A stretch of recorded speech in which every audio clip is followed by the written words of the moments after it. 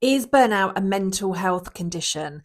If I had a pound for every time I answered this question, I don't know. I might have been able to buy myself a car. I won't quite be a millionaire, but I'm asked this question a lot. And no, burnout is not a mental health condition.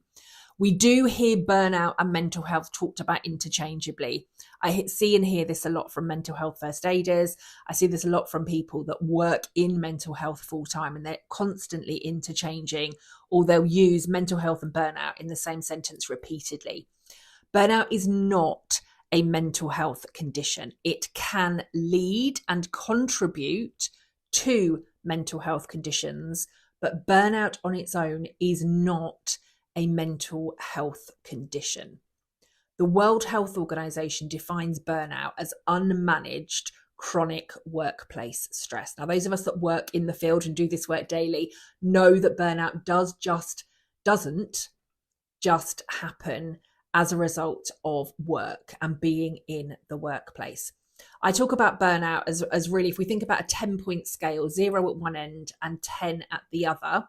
So 0 being no stress whatsoever, 10 being chronic stress.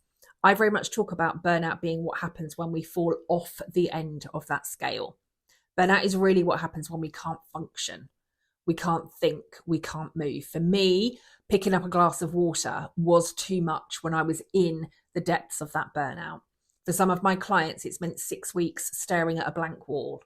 For some of my clients, it's meant not being able to move or get out of bed for 6 weeks and or longer. So if we're hearing people talk about burnout as a mental health condition, it's not. If we're hearing people talk about burnout as just being a bit tired and need of a holiday, it's not that either. Burnout is debilitating. When it takes hold, it really, really takes hold of us.